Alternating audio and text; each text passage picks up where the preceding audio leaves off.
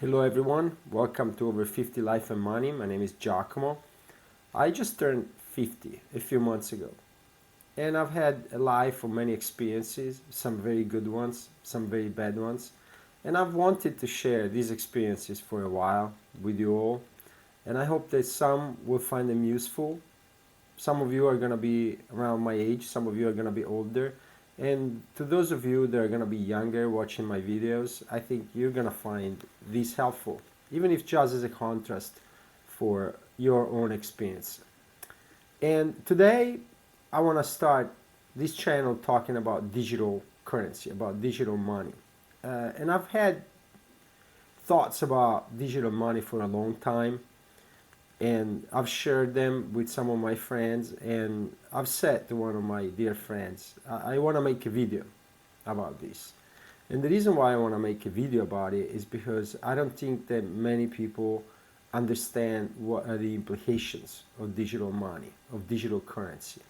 And to be clear, I'm not talking about Bitcoin. Bitcoin is blockchain, and it has limited ability to be manipulated by governments. But what I'm really talking about is money that is created digitally by central banks that only exists in the digital world. And I'm not talking about the money that you have in your own bank account that you can see online in your bank statements. Um, that's money that if you want, you can turn into physical money. You can go to the bank. If you have $500 in your bank account, you can take it out and they'll give you physical money. They'll give you. And that's great. And many of us deal with money digitally right now. But what I'm talking about is different. Is money that only exists in the digital world, where, for example, the Federal Reserve creates money to give to people that cannot be converted into physical cash, but that nonetheless has monetary value, is backed by the full faith and credit. And that's a problem in my mind. That's something that has implications that not everybody understands. And the biggest worry I have is that that's going to create two tiers of currency, and to be blunt, the currency for the rich and the currency for the poor. And the traditional dollar, I'm in the United States, the traditional dollar, the one that you can go and get it out of your ATM, you can give it on physically to your children. Oh, here's a Benji, $100. You're going to be able to give it to your children. But the digital dollar, you're not going to be able to hand it to anybody like that. And I think that the traditional dollar is going to be the currency of the rich, and the digital dollar is going to end up being the currency of the poor, or at least the second tier currency. That's what I think. And I want to talk about some of the reasons why I think there are concerns, and there are some implications that I don't think everybody understands, or that at least they will understand, but they're not quite attuned to it. And these are the reasons why I think you have to beware. The first of all, digital currency can be made to expire. And what I mean by that is that if the Federal Reserve gives you $100, you can put it in a drawer and keep it there for 100 years. But digital dollars could be made to expire. Say, for example, the Federal Reserve or your government where you are wants to stimulate the economy and give everybody $100. They can tell you, like, well, we'll give you $100. Put it in your account, have a digital purse, a digital wallet, but you have to spend it before the end of the year. And so if you haven't spent it before the end of the year, it will expire. And this, I think, will be done at some point because of welfare. Because whenever governments give money to people on welfare, they do it so that they can spend it, they want to stimulate the economy, and that is going to be impacting the ability to save their money. So the traditional dollar is going to be the currency of the rich, because you're going to be able to save it. You're going to be able to say, I'm going to do without of this today and save that money. While the digital dollar, if it expires at the end of the year, you'll spend it and it's gone. It's gone, at least from your wallet. And so that's not good. So that's something you need to be aware. The second problem with the digital currencies is that it can be limited in time.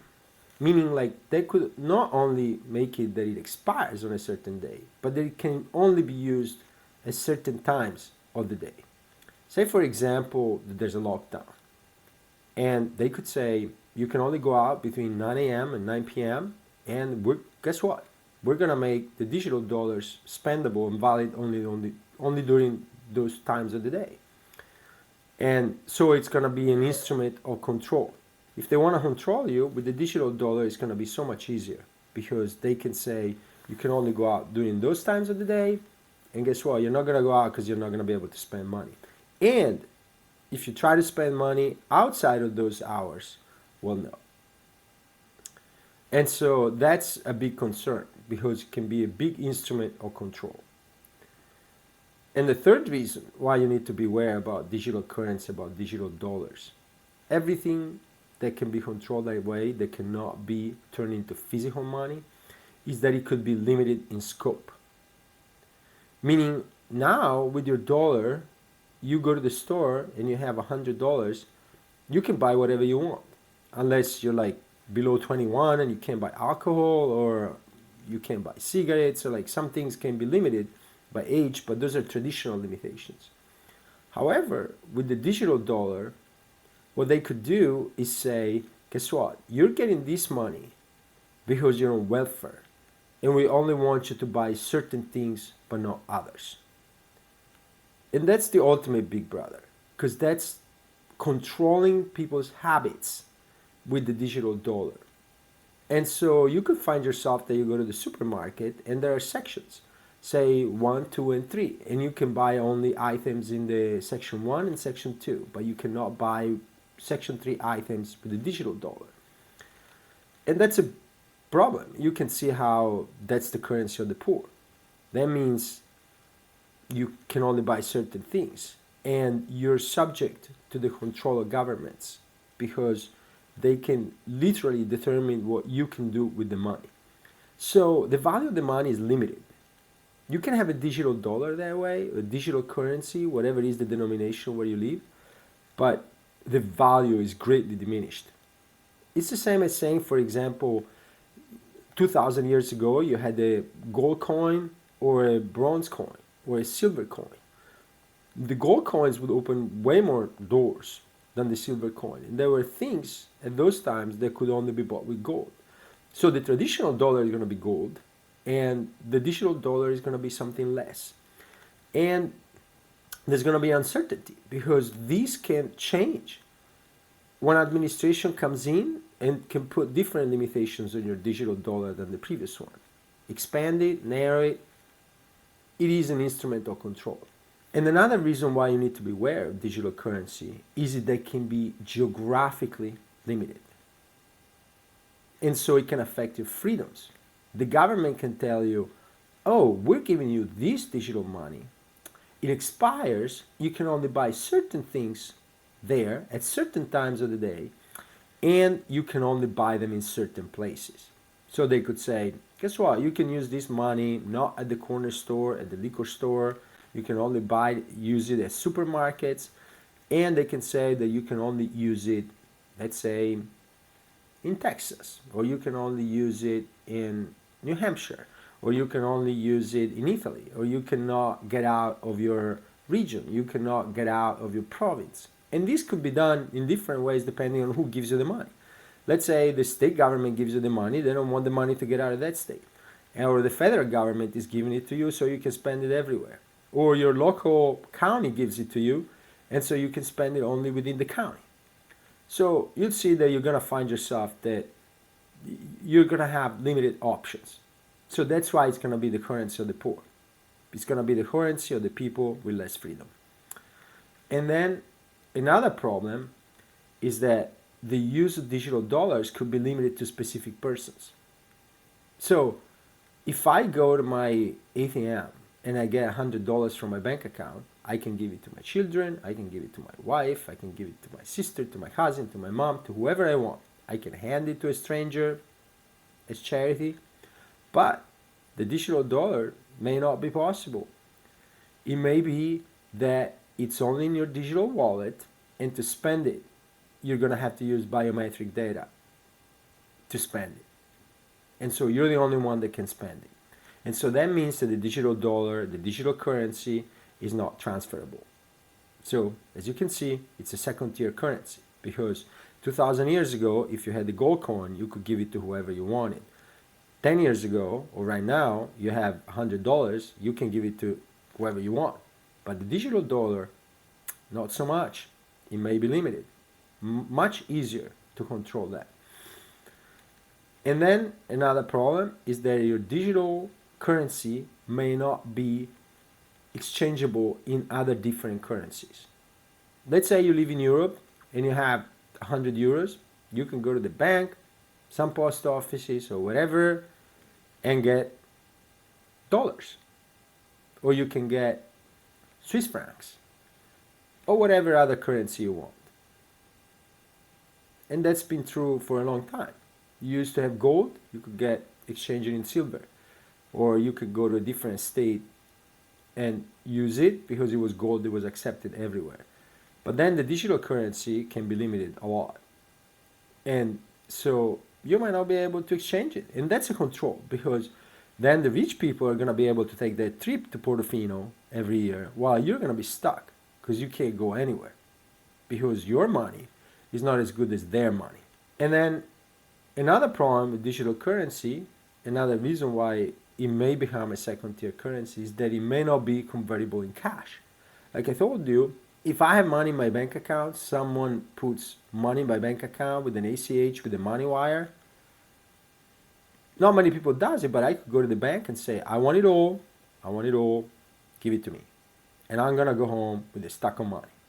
Well, your digital currency, it's not gonna be possible if it's really digital currency only, like they're talking about, put in digital wallets.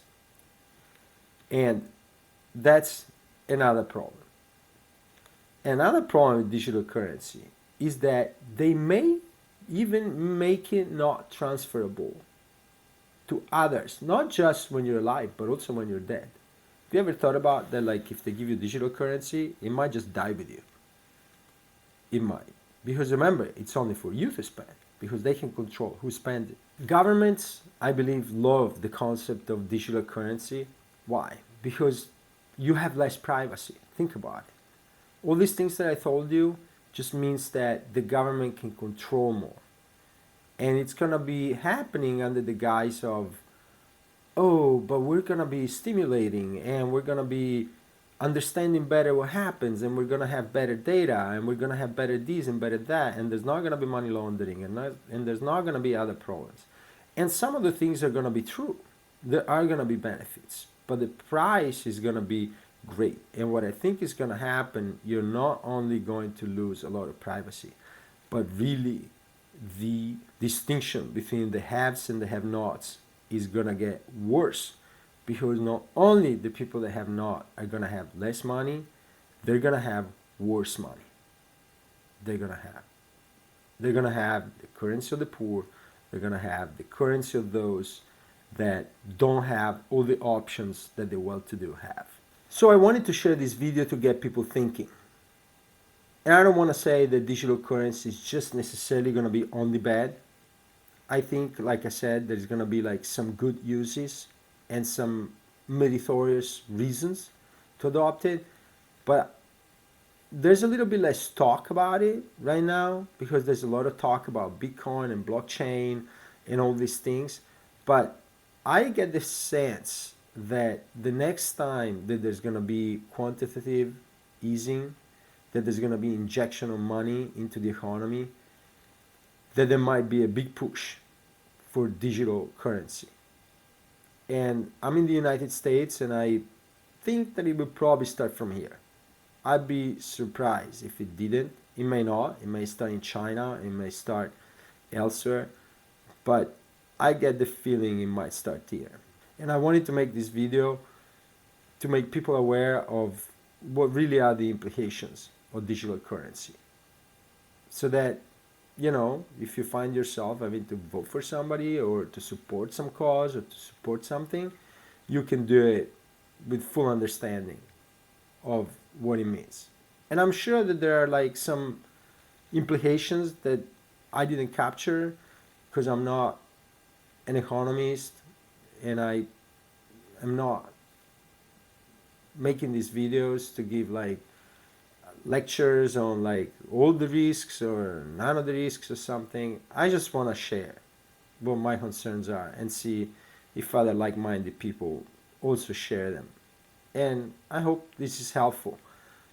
This is a new channel. I'm not new to YouTube, but I'll make these videos from time to time because I think I'm gonna have the desire to share about some of these topics, and some are gonna be about life in general. I am a father, and I'm a husband, and I am an entrepreneur. So I have ideas about things and experiences that I would like to share, and some are gonna be about money. Um, so I hope you found this video helpful. I hope we can start a journey together, and please subscribe. Please help me get this channel to take off, to so that I can reach more people. And in exchange, I say that like I'll just make this video saying it the way I see it. And if you see it like me, it's great. If you don't, you can leave a comment, and they'll be great. I always want to hear from people that have different ideas than me, because like I said, I'm not thinking I'm right. Sometimes I'm right, sometimes I'm wrong, like everybody. But I thought that people could benefit from sharing these. And I think that in the future we'll talk more about digital currency as it comes out. Thank you for following. Please subscribe, leave a comment, and push like button. Thank you.